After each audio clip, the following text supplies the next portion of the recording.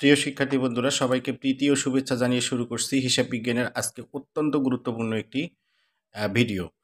আজকে আমরা রাজশাহী শিক্ষা বোর্ড 2023 সালের কার্যপত্র অধ্যায় থেকে যে অঙ্কটি এসেছিল সেটির সমাধান করব। আমাদের অঙ্কের ক নাম্বার করণীয় হচ্ছে মোট সেবা আয়ের পরিমাণ নির্ণয় করো। সৃজনশীল অঙ্কের এই অংশটুকু সঠিকভাবে সমাধান করতে পারলে আমরা জানি যে এখানে 2 নাম্বার পাওয়া যায়। এখন আমাদের অঙ্কের বিষয় হচ্ছে মোট সেবা আয়ের পরিমাণ নির্ণয় করো। মোট সেবা আয়ের পরিমাণ নির্ণয় করার জন্য আমরা যেহেতু আমাদের অঙ্কের করণীয় বিষয় এইটুকু যে মোট সেবা আয়ের পরিমাণ নির্ণয়, অঙ্কটি আমরা এখানে ক নাম্বার করণীয় এখানে লিখে দিলাম যে মোট সেবা আয়ের পরিমাণ। এখন এই মোট সেবা আয়ের পরিমাণ আমরা কিভাবে নির্ণয় করব? এই যে অঙ্কের প্রথম যে একটা রিয়া মিল দেয়া আছে, এই রিয়া মিল দেখে প্রথমে আমাদের সেবা আয়ের পরিমাণগুলো বের করতে হবে। এখন প্রথমটা দেখো, প্রথমটা বলছে বিমা খরচ, পরে মূলধন, সাপ্লাইস। যদি সেবা আয় নির্ণয় করতে বলে তাহলে আমরা সরাসরি দেখব যে অঙ্কে সেবা আয়ের পরিমাণ কত দেয়া আছে, অবশ্যই দেয়া থাকবে। তাহলে সেবা আয়, এখানে যেহেতু আমরা 3 কলাম বিশিষ্ট একটি ঘর অঙ্কন করেছি, তাহলে এখানে আমরা প্রথমেই লিখে দেব যে বিবরণ এবং প্রথমটা টাকা এবং পরেরটাও টাকার ঘর। এই মোট 3টি টাকার ঘর আমরা দিয়েছি। এখন প্রথমে যেহেতু এখানে বলা আছে যেহেতু সেবা আয়ের পরিমাণ নির্ণয় করব, তাহলে আমরা প্রথমে এখানে দিলাম সেবা আয়। সেবা আয় দেখো অঙ্কে কত বলা আছে, সেবা আয়ের পরিমাণ বলা আছে 1,20,000 টাকা। তাহলে আমরা দিয়ে দিলাম সেবা আয় দিতে হবে 1,20,000 টাকা। এরপরে আর কোনো সেবা আয় এখানে নাই। এখন অন্য তথ্যাবলী বা সমন্বয়ের মধ্যে আমাদের দেখতে হবে সেবা আয়ের পরিমাণ আছে কিনা। প্রথমটা দেখো বলছে যে 1 নম্বরে বলছে সেবা প্রদান করা হয়ে প্রদান 10,000 টাকা যা হিসাবভুক্ত হয়নি।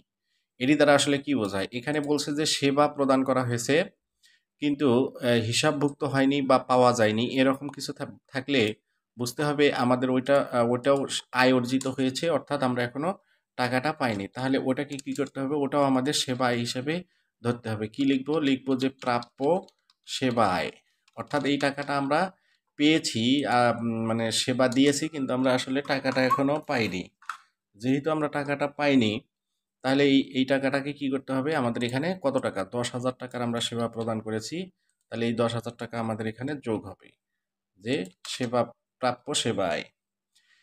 এরপরে দেখো বলছে যে সাপ্লাইস, 2 নম্বর সাপ্লাইস ব্যবহৃত হয়েছে, ব্যবহৃত 6,000 টাকা, বিমা খরচ অনুত্তীর্ণ হয়েছে এবং স্থায়ী সম্পদের উপর 10% অবচয় ধার্য করতে বলছে। আর কোনো সেবা আয় দেখা যাচ্ছে যে আমাদের অঙ্কে আর কোনো সেবা আয়ের নাই। তাহলে এখন আমাদের কি কাজ? এখন করতে হবে কি? এখন আমাদের এই যে যেটা আয় অর্জিত হয়েছে আমাদের, এই সেবা আয়টা কি করব আমরা এখন? এটার এখানে যোগফল টানবো। এটা যোগ করার জন্য আমাদের সর্বশেষ যে টাকার পরিমাণটা আছে তার নিচে একটা আন্ডারলাইন করব এবং এটাকে আমরা যোগ করে দেব। আমাদের টাকা হচ্ছে 1,20,000, তার সাথে 10,000 10,000 1,20,000 যোগ 10,000, তাহলে হবে টাকার পরিমাণ 1,30,000 টাকা। এই 1,30,000 টাকার নাম কি? আমাদের হচ্ছে যেটা আমাদের বের করতে বলছে মোট সেবা আয়। এই মোট সেবা আয় কথাটি অবশ্যই আমাদের একটু এটা থেকে একটু আলাদা করে এখানে দিতে হবে। তারপর কি করতে হবে? এখান থেকে আমাদের এটা যেহেতু এই আর কোনো অপশন আর কোনো আয় নাই, সেহেতু কি করতে হবে? এখানে আমাদের এটি শেষ করে দিয়ে এখানে দুটো আমাদের একটু আন্ডারলাইন করতে হবে। এটা আন্ডারলাইন করার জন্য এটি আমরা দুটো আন্ডারলাইন দিয়ে দেব। তাহলে দুটো আন্ডারলাইন দিয়ে দিলাম।